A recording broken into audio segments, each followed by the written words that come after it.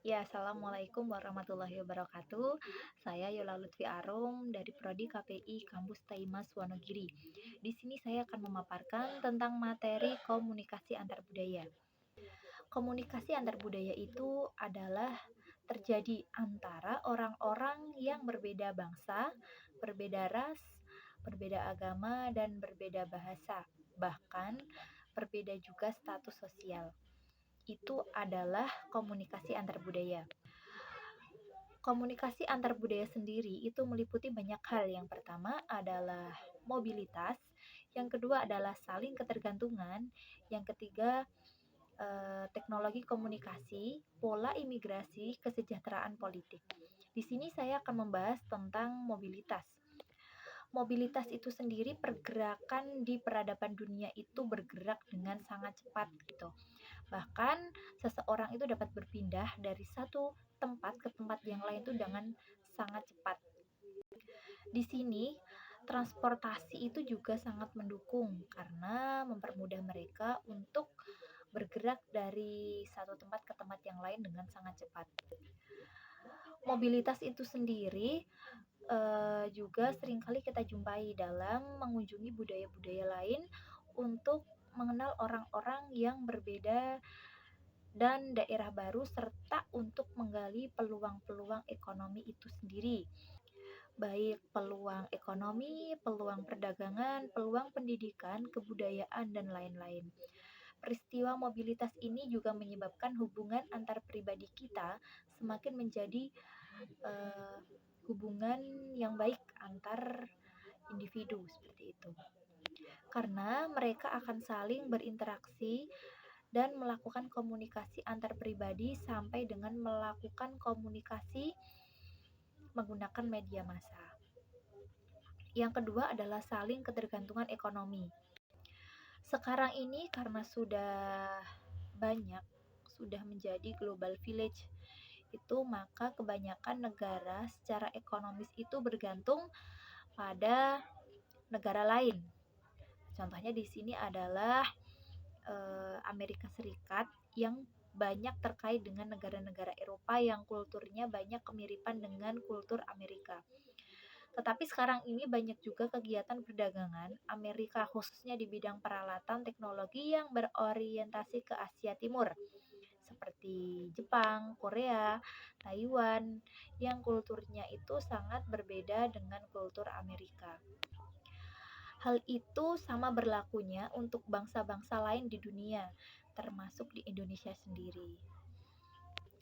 Maka hal ini juga menyebabkan berubahnya harga-harga barang yang menggunakan nilai tukar dolar Amerika yang dengan otomatis merembet ke hal yang lainnya seperti sem apa bahan pokok yang semakin meningkat, BBM yang semakin naik, dan lain-lain. Yang ketiga adalah teknologi komunikasi. Teknologi komunikasi saat ini telah berkembang dengan sangat pesat. Hal ini ditandai dengan merebaknya pemakaian internet, multimedia, dan lain-lain. Meningkatnya teknologi komunikasi telah membawa kultur luar yang kadangkala asing masuk ke dalam rumah kita. Seperti TV, film-film seri impor yang ditayangkan di televisi itu bisa membuat kita untuk mengenal adat, kebiasaan, dan riwayat bangsa-bangsa lain. Teknologi itu sendiri telah membuat komunikasi menjadi mudah, praktis, dan tidak terhindarkan. Media komunikasi itu sendiri merupakan saluran komunikasi tempat berlalunya pesan dari komunikator kepada komunikan. Media ini dapat berupa alat seperti majalah, surat kabar, tabloid, radio, televisi, film, internet, telepon, telegram, surat, dan lain-lain. Selain itu, media juga dapat berupa non-alat, yaitu lambang verbal dan non-verbal, termasuk kondisi personal dan situasional, lingkungan yang mendukung terjadinya komunikasi. Media komunikasi sendiri mempunyai fungsi, yaitu yang pertama adalah memperluas jangkauan, yang kedua adalah menyediakan, menyimpan, dan mendistribusikan pesan-pesan komunikasi. Yang ketiga adalah yang keempat adalah pola migrasi.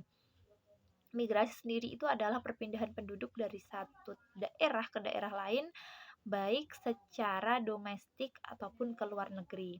Bahkan zaman penjajahan Belanda itu telah dilakukan perpindahan. Tujuan transmigrasi di sini adalah untuk penyebaran penduduk maupun sebagai tenaga kerja ataupun eh, hanya orang biasa. Di pola migrasi ini yang menyebabkan kita mau tidak mau saling mengenal dan bergaul di antara individu-individu. Kita selalu bersosialisasi dan berinteraksi dengan orang-orang yang berbeda bangsa, budaya setiap harinya. Pengalaman sehari-hari inilah yang menyebabkan kita telah menjadi semakin memahami komunikasi antar budaya. Yang kelima adalah kesejahteraan politik. Salah satu jembatan emas dalam komunikasi antar budaya adalah apa yang dinamakan kesejahteraan politik. Dalam era globalisasi dunia saat ini, kesejahteraan politik suatu negara itu sangat tergantung pada kondisi politik dan keamanan negara-negara lain. Yang keenam adalah hambatan komunikasi antar budaya.